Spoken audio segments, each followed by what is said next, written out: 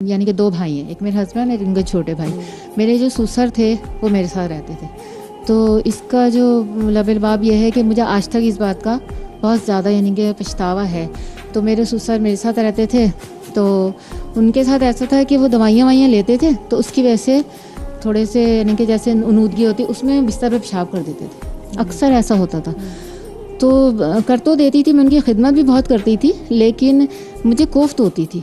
मैं सोचती थी कि यार क्या मसला है ये, इनके साथ ये करना वो करना। तो खाने पीने का सब चीज़ों का। फिर मेरा बेटा था, उस दौरान 3 साल का एक बेटा था मेरा।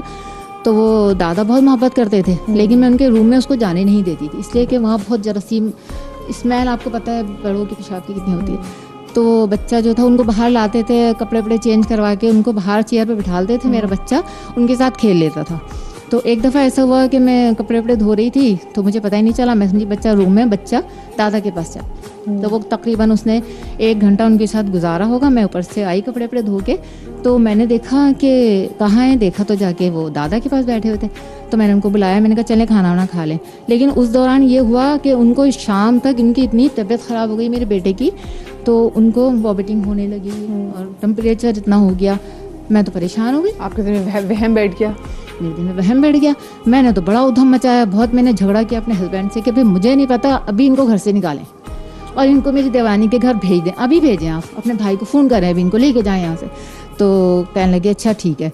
फिर बेचारे वो मुझे एक दिन हसरत भरी निगाहों से मेरे ससुर देख रहे हैं, मैं भूल नहीं सकती वो बात आज तक। तो मैंने उनको बस मैंने कपड़े वपड़े तैयार करके उनका बैग अपने हस्बैंड को दे दिया मैंने, और वो चले गए। मेरी देवरानी बहुत ज़्यादा लापरवाह थी, उनका ख्याल नहीं करती थी।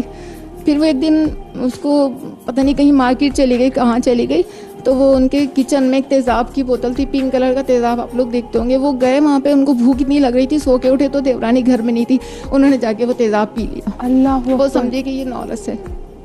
ओए होए। तो वो और उनकी डेथ हो गई। तो वो मेरी भी ऐसे हुई ना, मैंने भेजा था उनको। तो वो मैं अब जाके जो मेरे साथ ये हो रहा है कि मेरे अपने 2 बेटे हैं, शादीशुदा हैं, और मेरी 2 बहुएं हैं। तो अब ये होता है कि मैं एक खिलौना बनी हुई हूँ अपने घर में। 15 दिन मेरी एक बहू रखती है, 15 दिन एक बहू रखती है।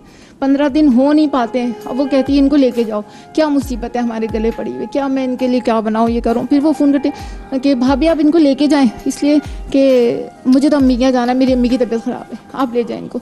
फिर वो फ़ोन करती है हाँ मैं बच्चों के स्कूल में जो है ना वो फंक्शन हो रहा है, उनके कपड़े वपड़े लेने, आप इनको अपने घर ले जाएँ।